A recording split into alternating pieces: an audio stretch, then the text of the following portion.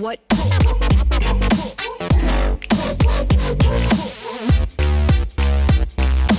What's up, y'all? Today we're going to be reviewing the Whitetail buck decoy from Heads Up Decoy.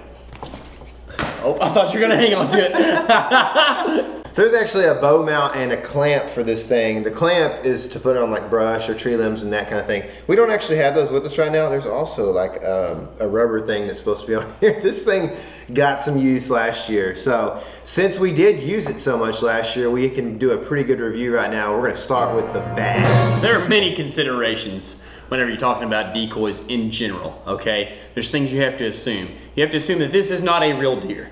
However, we're trying to make it look like a real deer, right? So there's gonna be things that you deal with, like a lack of realism compared to real animals, right? Or the fact that this one in particular is two-dimensional, or the fact that the horns seem a little bit white compared to a standard deer antler, or even that it's kind of big for especially us Southerners, okay? But I think that these are all things that we view through our human eyes. When you're talking about deer, none of those things really ever mattered whenever we actually deployed this decoy in the field. One thing I was pretty conscious of last year, and this is just kind of something that I perceived in my own mind, so I don't know if this is actually a deal, but you have to be careful, I feel like, of which, like if the sun is behind you, then this thing is gonna cast an entire shadow on this because it's not three-dimensional. So like the snout is not gonna get like a little piece of sun hitting it, or the ear being a different way, so it's just gonna be all black, which to me could seem a little bit unreal, especially if you're not like in the hardcore rut. So definitely was careful of that, being that it wasn't three-dimensional. So for some true bad things about this individual decoy, what we found is that it is lightweight, but if you look, it's pretty lightweight. Exactly. It's kind of like a wind turbine when you get out somewhere where it's very windy. We found that this single place to hold or place to clamp or whatever it might be really isn't enough when it's super windy. You end up either supporting it here, putting your hand behind it, or different things like that, so that you maintain that buck profile. The handle is actually, it's in a pretty handy spot if it's not windy, but if it is windy, you don't have like a center place to just like man handle it, you know, or whatever. So basically, like you said, it catches more on this side of the handle, and it's just gonna wanna, you know, whip around or whatever. So it is tough. We also noticed that, like you mentioned, if we were to use this in the South, it may be a little bit weird with the size of the body and the antlers and their color and that kind of thing. So the whole year, even when you just picked this up a second ago, you said, what if we just cut this thing off right here? Like, what would a smaller rack do for us? And like, maybe in a few cases where there's a big giant buck, maybe he doesn't want to mess with a little deer. So I don't know, we haven't cut him off yet. We didn't want to take our chances on that.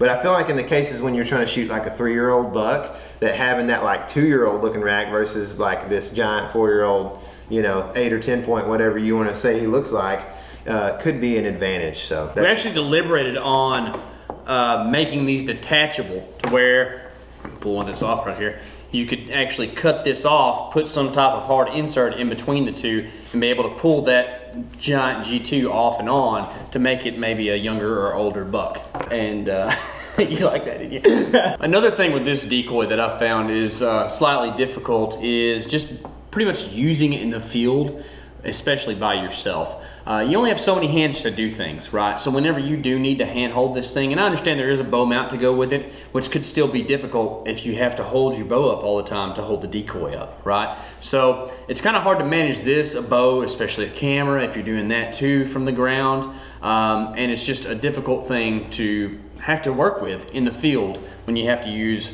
2 hands, or at least 1 hand on the decoy, 1 hand on the bow. How are you going to draw, or how are you going to film, and that kind of thing. Yeah, it's pretty much a team thing for the most part. But I did happen to use this last year when I shot Frankenstein, which you can go check that video out. But I put this. Did I use a doe or a buck that one? I don't know. I don't either. Yeah, I was barely there.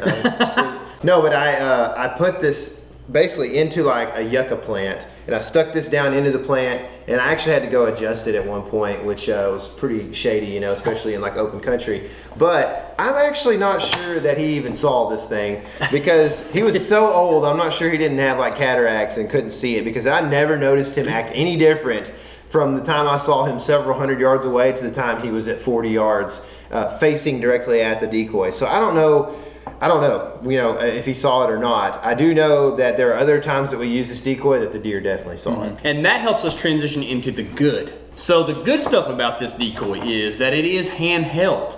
Okay, most decoys that you're gonna find out there are gonna be single placement decoys, right? So you gotta set them up, you gotta tote them in, do all this bullcorn to get the thing in there, and then it's just a stationary thing. Well, everybody knows that deer pretty much constantly move, right? They're constantly doing stuff, they're milling around or whatever. And I found that whenever we would hold this thing up, sometimes it wouldn't get the deer's attention. But if we waggled it a little bit, waggle, weeble wobble, and they don't fall down. Yep. It would make deer actually draw attention to the decoy, and then we would get a response from them, usually positive. Yeah, my question to you, and maybe even people who'd like to comment on this video, is bullcorn and deer corn a different thing? They are.